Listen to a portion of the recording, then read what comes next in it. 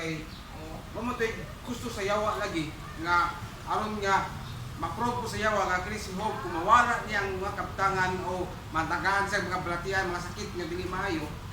Kaingon si Satanas nga, di ba ikaw Ginoo palikason gid ka ni o na panon ka ni Job kanang iyakang basulon o iyakang ingon ka usa man to ani wala kay biso dulay tulak kay galas Job anay gayuna nga gusto sa tulo kaniya kay galang nga kini si Job kinahanglan nga maghinuso siya.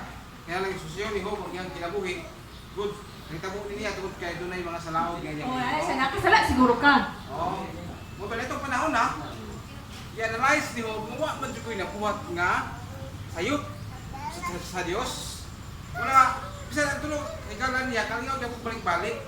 Pangwan gyud Job, pag lusol, pagpangayo pa sa ilo kato sa Dios tungod kay nagtabo ini mo tungod kay adunay dako kayo nga nahimo nimo nga ubugat nimo nahimo nga sa laod at tubangan sa Ginoo. Butang ibarugan ni Job ang kinabuhi nga wala sa himo nga ni-mistake ya sa iyang kinabuhi nga makaabot kaniya kini klaseng katalagman siyang kaugalingon. Muna niya kayon ang si Satanas nga kayon ang tunod kay gala nga kanon hitabo man sa imuha kung wala pa kay sayop nga nahimo sa tubangan sa Ginoo. Pero himo na sa Satanas dapat no.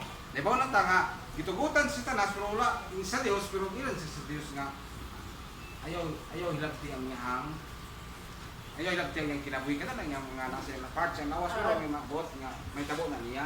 Wala sa akong kinabuhi kung sa mga pangutana ngayon niya na kung ikaw pisahan ka nangaragad ka sa Ginoo nga madalaanon no ikaw naningkamot ka nga makapaymot ka sa Ginoo kung doon may mga problema ang mabot sa imong kinabuhi, imagine nyo siya ka ng test kailangan mo sa imong kinabuhi, pagsulay sa imong kinabuhi. Pero, maglikay lang ka sa paghimo mga makahimo ka nimo o makadaot sa imong pagpangaragad sa Ginoo para dili ka o makalikay ka sa mga matawag pa niya, matawag na ito nga mga silot sa imong hapon ka nahimo. Kaya sa kalibutan karon kung kabuhat ka sa kalibutan na ito, kaya na may brown itong kalibutan, manubag ka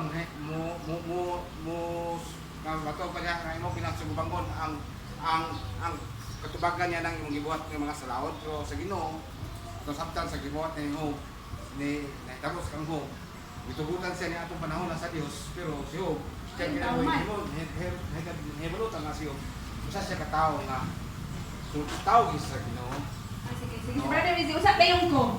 Namay sakto gyud ng explanation. Clearly answer that. Sabta ita yung kayo. Sa term pa lang nga challenge, magiging challenge, ikuan mo, gisukod. Testing, gisukod. Testing, bisampag maayo ang tao.